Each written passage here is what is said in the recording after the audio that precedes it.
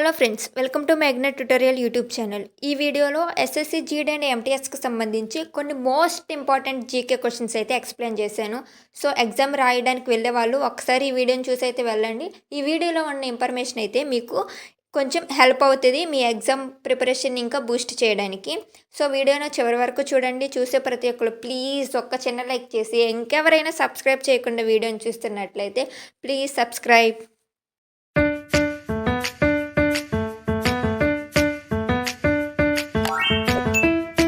Experiments with truth is autobiography of whom? My experiment with truth అనే పుస్తకం ఎవరి ఆత్మకథ?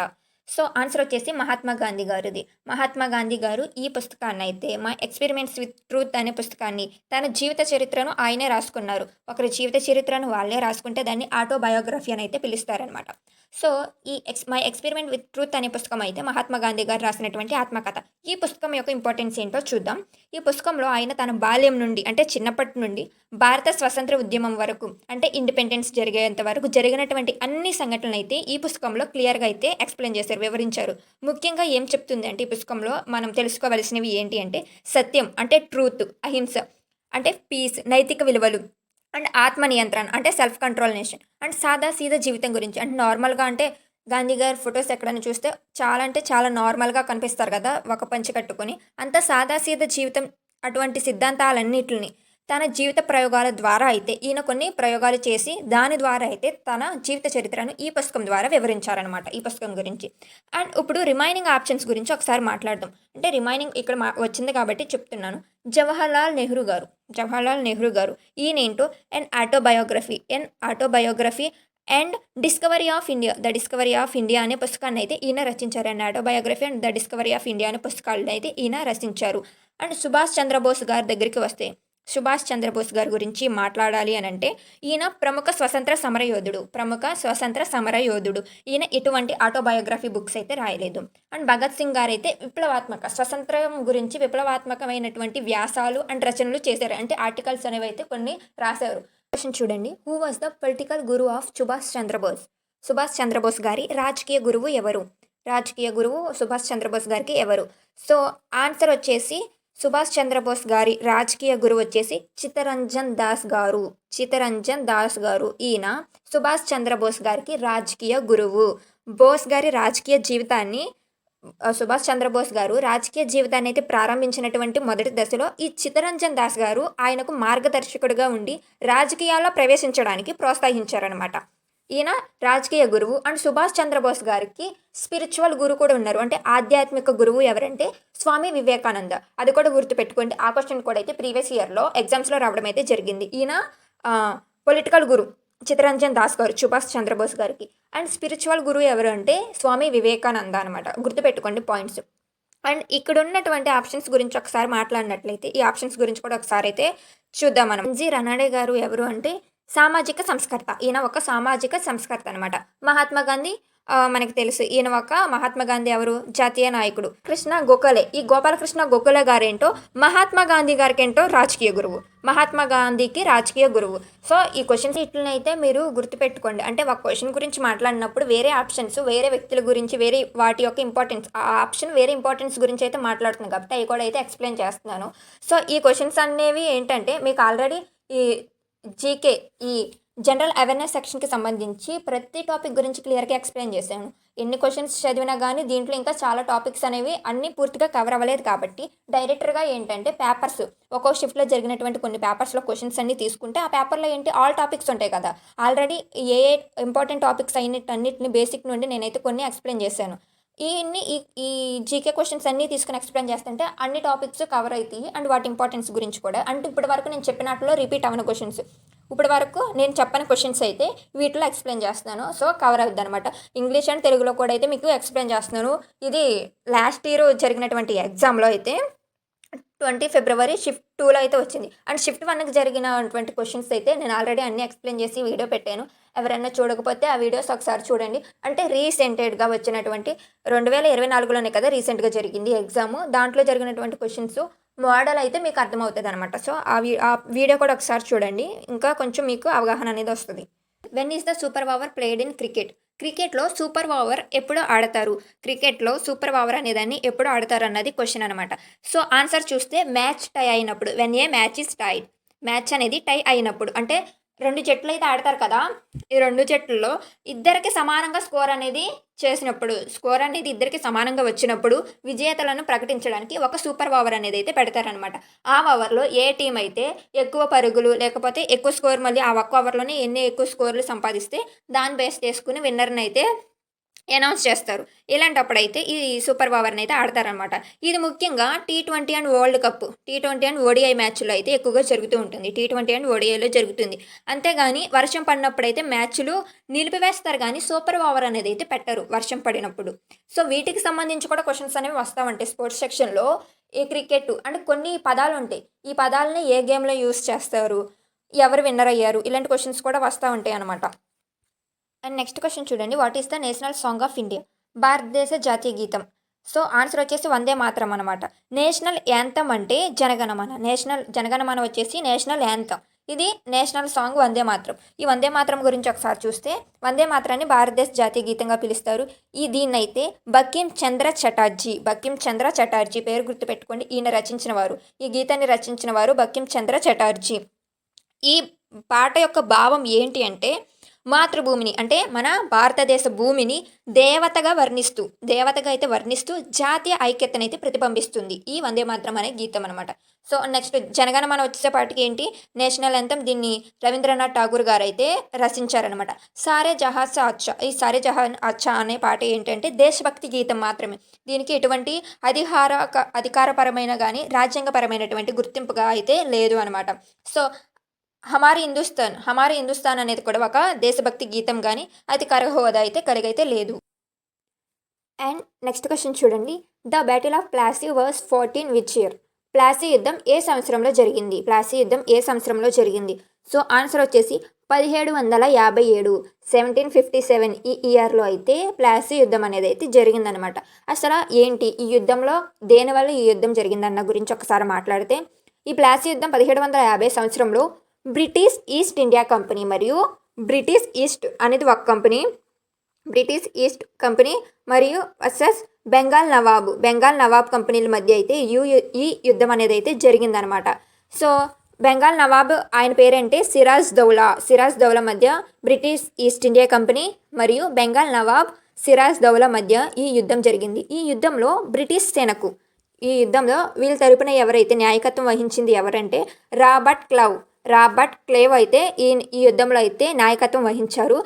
ఈ నవాబు సేనల్లో వచ్చేసి ఒకరైన మీర్ జఫార్.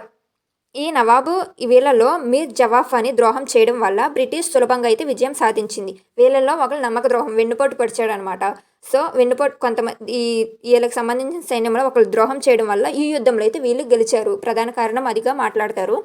ఆ ద్రోహం చేసిన వ్యక్తి పేరు ఏంటంటే మీర్ జఫార్. సో, దీనివల్ల వీళ్ళు ఈజీగా గెలిచారు. అండ్ తర్వాత ఏంటంటే ఇది భారతదేశం యొక్క యుద్ధ చరిత్రలో అత్యంత కీలకమైనది. ఈ ప్లాసీ యుద్ధం అనేది మన భారతదేశ చరిత్రలోనే అత్యంత కీలకమైనది. ఎందుకంటే దీని ద్వారా బ్రిటిష్లు బెంగాల్పై నియంత్రణ సాధించి క్రమంగా మొత్తం భారతదేశంపై తమ పాలన అయితే విస్తరించారు. అండ్ నెక్స్ట్ ఈ మిగతా ఆప్షన్స్ గురించి కూడా ఒకసారి మాట్లాడినట్లయితే ప్లాసీ యుద్ధానికి వచ్చేసి ఇది. అండ్ 1764 సంవత్సరంలో అయితే బాక్సర్ యుద్ధం అనేది అయితే జరిగిందనమాట. బాక్సర్ యుద్ధం గుర్తుపెట్టుకోండి. అండ్ 1857 సంవత్సరంలో వచ్చేసి మొదటి భారత స్వతంత్ర సంగ్రామం ప్రారంభమైంది.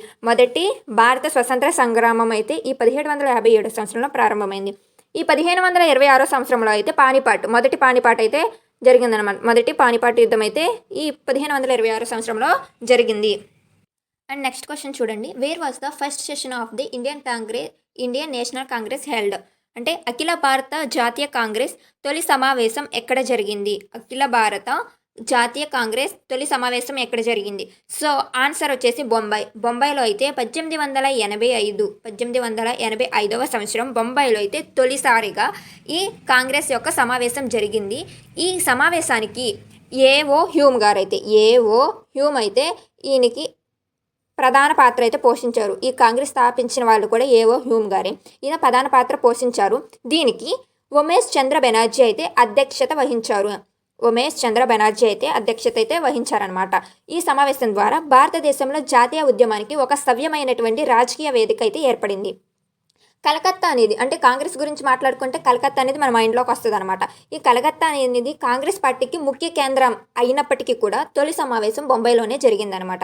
సో తొలి సమావేశం అనేది అయితే బొంబాయిలోనే జరిగైతే ఉంది. అండ్ మద్రాస్ అండ్ అహ్మదాబాద్ అయితే తర్వాత అయితే కొన్ని ముఖ్యమైనటువంటి సమావేశాలు జరిగాయి, కానీ మొదట జరిగింది బొంబాయిలో. Question, which planet is known as the blue planet?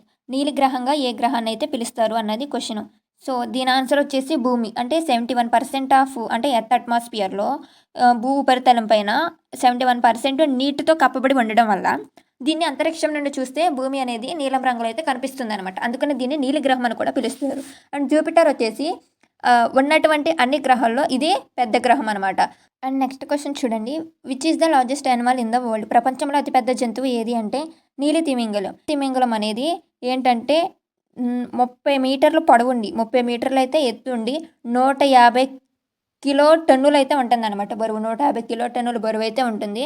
ఇది ప్రపంచంలోనే అతిపెద్ద జంతువు. అండ్ నెక్స్ట్ క్వశ్చన్ చూడండి, హూ డిస్కవర్డ్ ద గ్రావిటీ? గురుత్వాకర్షణను కనుగొన్నది ఎవరు? సో ఆన్సర్ వచ్చేస్తే ఐజక్ న్యూటన్ అనమాట. ఐజక్ న్యూటన్ గారు 1687వ సంవత్సరంలో అయితే ప్రతి వస్తువు మరొక వస్తువుని ఆకర్షించే శక్తిని కలిగి ఉంటుంది, అంటే గురుత్వాకర్షణ శక్తి కలిగి ఉంటుంది అని అయితే నిర్వచించారు. సో ఈయన గ్రావిటీని అయితే కనుగొన్నారనమాట. ఆల్బర్ట్ ఐన్స్టీన్ అంటే వేరే ఒక మిగతా ఆప్షన్స్ గురించి మాట్లాడితే ఆల్బర్ట్ ఐన్స్టీన్ గారు ఏం చెప్పారు అంటే సాపేక్ష సిద్ధాంతం ద్వారా గురుత్వాకర్షణ స్థల మరియు కాల వక్రతగా అయితే వివరించి మరింత అభివృద్ధి అయితే చేశారనమాట. And next Galileo. ఈ గెలీలియో గారు ఏం చెప్పారంటే వస్తువులు మరియు చలనంపై ప్రయోగం చేసి, అంటే కదలడంపై చలనం అంటే కదిలే వస్తువులు ఉంటాయి కదా, వాటిపైన కూడా అయితే ప్రయోగం చేసి గురుత్వాకర్షణ భావనకైతే ఈయన పునాది అయితే వేశారనమాట గెలీలియో గారు. చివరిగా ఈ ఆర్యభట్ట గురించి మాట్లాడితే ఈయన ఖగోళ శాస్త్రానికి గొప్ప కృషి చేశారు. అంటే భూమి భ్రమిస్తుంది, అంటే భూమి తిరుగుతుంది అని ఈయనైతే కనుగొన్నారనమాట. క్వశ్చన్ చూడండి, where is the head quarters of Indian railways located? భారత రైల్వే ప్రధాన కార్యాలయం ఎక్కడ ఉంది?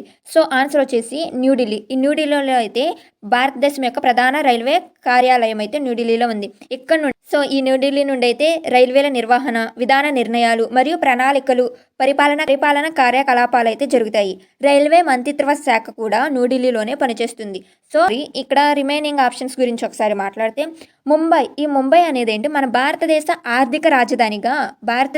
యొక్క ఆర్థిక రాజధానిగా ముఖ్యమైన రైల్వే మార్గాలు అయితే ఉన్నాయి. ముఖ్యమైనటువంటి రైల్వే మార్గాలు మరియు కార్యాలయాలకు కేంద్రంగా ఉంటుంది ముంబై అనేది. బట్ ప్రధాన కార్యాలయం ఉన్నదైతే ఓన్లీ న్యూఢిల్లీలోనే.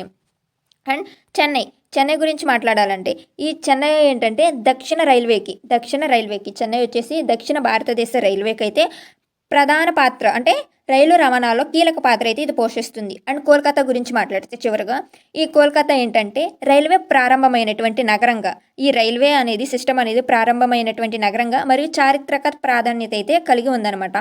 అంతేకాకుండా తూర్పు రైల్వే జోన్లకు, అంటే ఈ ఈస్ట్ రైల్వే జోన్స్కి అయితే ఇదైతే కేంద్రంగా వ్యవహరిస్తుంది. టోటల్గా చెప్పాలంటే ప్రధాన కార్యాలయం న్యూఢిల్లీ. ఆర్థికంగా అంతేకాకుండా ముఖ్యమైనటువంటి కార్యక్రమాలకు కేంద్రంగా ఏంటో ముంబై ఉంది. చెన్నై వచ్చేసి దక్షిణ భారతదేశానికి కేంద్రంగా రవాణాకు సంబంధించి. ఈ కోల్కతా ఏంటి అంటే ఈస్ట్ జోన్కు, ఇది సౌత్ జోన్కి, ఇది ఈస్ట్ జోన్కు, ఇది వెస్ట్ జోన్కు అని మాట్లాడుకోవచ్చు, ఇది నార్త్ జోన్ అని మాట్లాడుకోవచ్చు. సో ఈ విధంగా అయితే ఒక్కొక్క ప్రాంతం ఒక్కొక్క విధంగా వాటి యొక్క ఇంపార్టెన్స్ని అయితే ఈ రైల్వే రవాణాలో అయితే కీలక పాత్ర పోషిస్తున్నాయి.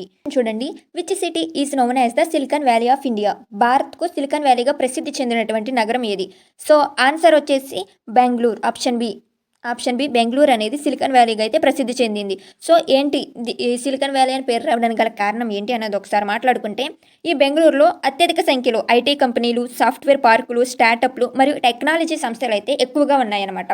అంటే ఇన్ఫోసిస్, టీసీఎస్ వంటి ప్రముఖ ఐటీ సంస్థలు అనేవి ఇక్కడే ప్రారంభమైతే అయ్యాయి. అందుకనే బెంగళూరును సిలికాన్ వ్యాలీగా అయితే పిలుస్తారనమాట. అండ్ ఇక్కడ రిమైనింగ్ ఆప్షన్స్ గురించి కూడా ఒకసారి మాట్లాడుకుంటున్నట్లయితే హైదరాబాద్ని ఏంటో హైటెక్ సిటీ అని పిలుస్తారు. హైటెక్ సిటీ అని హైదరాబాద్ని అయితే పిలుస్తారు. అండ్ పూణే వచ్చేసి ఏంటి అంటే ఈ పూణే విద్యా కేంద్రంగా మరియు ఐటీ మరియు ఆటోమొబైల్ పరిశ్రమలకైతే ప్రసిద్ధి. పూణే అనేది ఏంటంటే విద్యా కేంద్రంగా అయితే ఎక్కువగా ప్రసిద్ధి చెందింది. అండ్ చెన్నై గురించి మాట్లాడుకోవాలంటే దీన్ని ఆటోమొబైల్ హబ్. చెన్నైని ఏంటో ఆటోమొబైల్ హబ్‌గా అయితే పేరుగాంచిందనమాట. సో, ఒక్కొక్క దానికి ఒక్కొక్క పేరనమాట ఉంది. అంటే ఆ నగరం ఎలా డెవలప్ అయిన దాన్ని బట్టి ఆ నగరంలో ఉన్నటువంటి పరిశ్రమలు, విద్యా సంస్థలు గానీ, కంపెనీలు గానీ, ఆ నగరం నుండి జరుగుతున్న అభివృద్ధి గానీ, వీటిలన్నిటిని అయితే దృష్టిలో పెట్టుకొని ఒక్కొక్క దానికి ఒక్కొక్క పేరైతే ఇవ్వడం జరిగిందనమాట. వీటికి సంబంధించి కూడా క్వెషన్స్ అనేవి వస్తా ఉంటాయి. సో, ఈ క్వెషన్స్ అన్నీ చాలా అంటే చాలా ఇంపార్టెంట్. అంటే ఇవన్నీ ప్రీవియస్ ఇయర్‌లో అడిగినటువంటి క్వెషన్స్. చూడండి, when was the railway service introduced in India? భారతదేశంలో రైల్వే సేవ ఎప్పుడు ప్రారంభమైంది? సో, ఆన్సర్ వచ్చేసి 1853 అంటే 1853 ఏడీ. అది కూడా ఏప్రిల్ 16థ్ 1853 ఇయర్‌లో అయితే. ఇక్కడ ఏడీ ఈ సంవత్సరం అయితే భారతదేశంలో అయితే మొదటి రైల్వే సేవ ప్రారంభమయ్యింది. అది కూడా ముంబైలోని బోరీబందర్ అంటే ముంబై నుండి బోరీబందర్ నుండి తానే వరకు అయితే సుమారు 34 కిలోమీటర్లు అయితే ప్రయాణించిందనమాట. సో, దీని ద్వారా భారతదేశం యొక్క రవాణా చరిత్రలో ఈ రైల్వే అనేది పెద్ద మలుపుగా, కీలక మలుపుగా అయితే నిలిచిందనమాట. తర్వాత దేశవ్యాప్తంగా రైల్వే నెట్వర్క్ అనేది వేగంగా విస్తరించింది. ఏడీ అండ్ బీసీ వీటి గురించి కూడా ఒకసారి మాట్లాడదాం.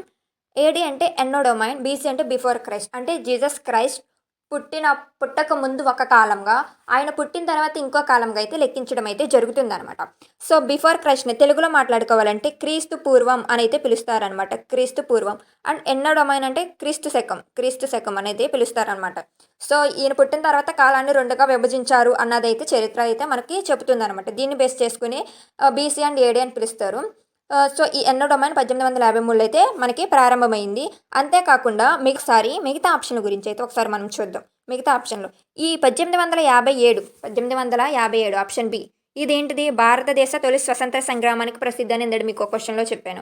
అండ్ 1869 ఏంటి? సుయోజ్ కాల్వ ప్రారంభాన్ని అయితే 1869 సంవత్సరంలో ప్రారంభమైంది. క్వెషన్ చూడండి, which state in India has the shortest Coast line? భారతదేశంలో అత్యల్ప తీరరేఖ కలిగిన రాష్ట్రం ఏది? సో, ఆన్సర్ వచ్చేసి గోవా అనమాట. గోవాలో కేవలం 160 కిలోమీటర్లు కోస్ట్ లైన్ అంటే తీర ప్రాంతం కలిగినటువంటి రాష్ట్రంగా అయితే ఉంది. అంటే తక్కువ తీర ప్రాంతం కలిగి ఉన్నప్పటికీ కానీ గోవాలో చాలా అందమైనటువంటి బీచ్లు, పర్యాటక రంగం, పోర్టుల వల్ల సముద్ర వాణిజ్యానికి ఎంతో ప్రసిద్ధి అయితే చెందింది. ఇక్కడ కోస్టల్ లైన్ గురించి అంటే తీర ప్రాంతాలు కలిగినటువంటి ఈ కోస్టల్ లైన్ గురించి ఒకసారి మాట్లాడితే ఏంటంటే మన భారతదేశంలో 9 రాష్ట్రాల వరకు ఈ తీర ప్రాంత రేఖ కలిగినటువంటి 9 రాష్ట్రాలు ఉన్నాయి. 4 కేంద్రపాలిత ప్రాంతాలు అయితే ఉన్నాయి. వీటి గురించి అయితే క్వశ్చన్స్ రావచ్చు. ఎందుకంటే ఈ తీర ప్రాంతాలు కలిగినటువంటి ఈ రాష్ట్రాల నుండి అయితే ఎక్కువగా సముద్ర వాణిజ్యం ద్వారా అయితే ఆర్థికంగా లాభాలు అనేవి అయితే కలిగి ఉంటాయి ఆ రాష్ట్రాలు. అండ్ గుజరాత్ వచ్చేసి పెద్ద తీర రాష్ట్రం కలిగినటువంటి రాష్ట్రం మన భారతదేశంలో. రెండోది వచ్చేసి మన ఆంధ్రానే, సెకండ్ కోస్ట్ లైన్. పొడవైనటువంటి కోస్ట్ లైన్ కలిగి ఉన్నది మన ఆంధ్రాని అనమాట. సో, ఇక్కడ పశ్చిమ బెంగాల్ సుందర్బన్స్ అనేటువంటి డెల్టా ప్రాంతాల వల్ల ఇది ఎక్కువగా ప్రసిద్ధి చెందిందనమాట. అండ్ కేరళకు కూడా వచ్చేసి 590 కిలోమీటర్ల పొడవైనటువంటి తీరరేఖ అయితే కలిగి ఉంది. ఒడిశాకు వచ్చేసి 480 కిలోమీటర్లు తీరరేఖ ఉండి పారాదీప్ వంటి ప్రధాన పోర్టులతో ముఖ్యమైనటువంటి తీర రాష్ట్రంగా అయితే ఉందన్నమాట. ఈరోజు వీడియోలో జీకే సెక్షన్కి సంబంధించి కొన్ని ఇంపార్టెంట్ క్వశ్చన్స్. ఎవరైతే వీడియోని చూసారో ప్లీజ్ లైక్ అయితే చేయండి. ఇంకెవరైనా సబ్స్క్రైబ్ చేయకుండా చూస్తున్నట్లయితే ప్లీజ్ సబ్స్క్రైబ్. అండ్ మీ ఎగ్జామ్ ప్రిపరేషన్కి ఉపయోగపడేటువంటి ఇంపార్టెంట్ అయినటువంటి ఆల్ టాపిక్స్లో నుండి అయితే జీకే సెక్షన్కి సంబంధించి క్వశ్చన్స్ అయితే మన ఛానల్లో వీడియోస్ చేసి అప్లోడ్ చేశాను. ఇంకెవరైనా చూడకపోతే ఒకసారి ఆ క్వశ్చన్ చూడండి. అవన్నీ ప్రీవియస్ ఇయర్లో వచ్చినటువంటి క్వశ్చన్స్. ఆ క్వశ్చన్కి ఆన్సర్ చెప్తూ ఆ క్వశ్చన్లో ఉన్నటువంటి మిగతా ఆప్షన్లో వాటికి సంబంధించి కూడా ఎక్స్ప్లెనేషన్ అనేది ఇచ్చాను.